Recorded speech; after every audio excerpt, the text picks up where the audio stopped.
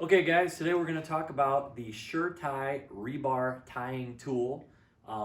As you can see, it's very compact, lightweight. This is actually a 40 millimeter head.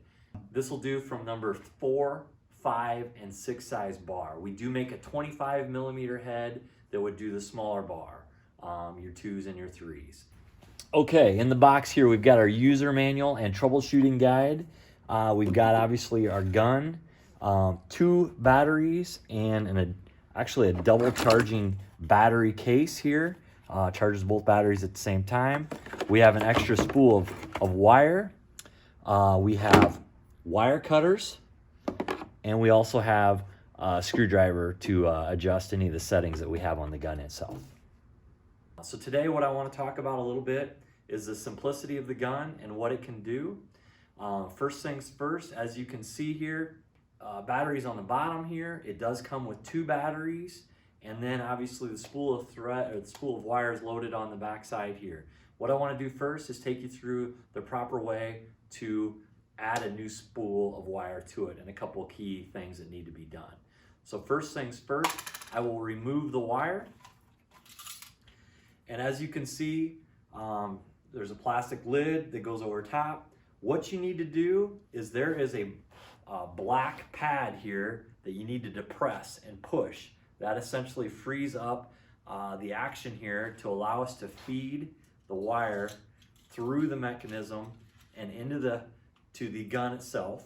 We will then shut the door, and very, very important, we must depress this button. If this button stays out, it will not tie efficiently. It'll spool and it'll do all kinds of crazy things. So this button has always got to remain pressed.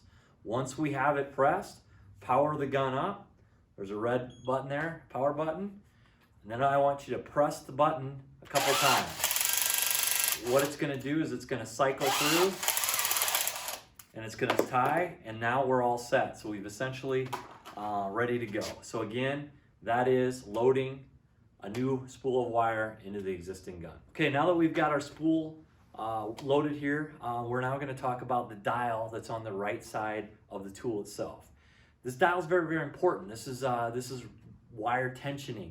For the smaller bar, your tension setting, and you'll see there's a number on the dial. Your tension setting would be, if you will, a 4 or a 5. For the bigger bar, you're going to be closer to that 1 and 2 range. So again, the dial here is meant for tension of the actual wire and the tying of the knot. Now what can happen is you could essentially have it too tensioned, if you will, and what'll happen is you will twist the tying knot. You'll twist it off. That means you're tensioned too high, so it's best to dial it down to the next adjacent number. So again, to review, 1 would be a much larger bar, all the way up to a 5 setting, which would be your smaller bar.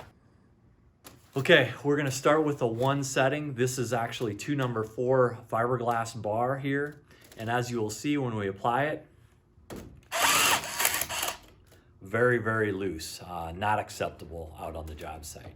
So what we'll then do is adjust the setting. Since this is a 4 bar, I'm gonna go ahead and go all the way to a number 5 setting.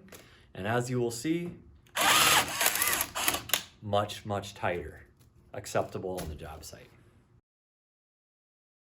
A couple things we want to talk about is what happens when things maybe it doesn't tie like we want it to tie. There's a couple things here that we want to look for.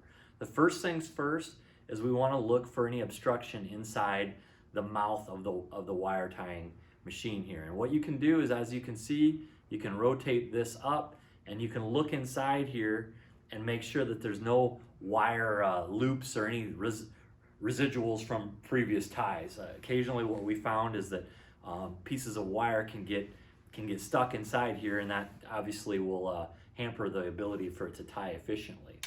The other thing that's very, very critical is, as you will see on the wire, on the spool down here, the dial, there is a setting 0, okay? And what that setting 0 does is it sets basically a loop, and I'm going to go ahead and do this and show you. So it creates, if you will, a circle or an O. What this is for is for you to measure the diameter of this off of our wire spool. Now we are showing that about every third spool in your box of wire will have essentially a chart on top of here, a diagram that you will then mate up the loop to the appropriate size gun that you're using. Now in our case, this is a 40 millimeter head, so then you'll see on the wire itself, on the spool, you will see a 40 millimeter designation. So the wire loop that you see here needs to be accurate and close to the 40 millimeter designation on the spool. Okay, as you can see here, I've adjusted this as far as it can go to show you how tight these diameters can get. So it's much different than the earlier wire circumference that we had before. So this is too tight. The machine will err in the tying mechanism itself. So we need to adjust somewhere in between so that it matches, again, the spool.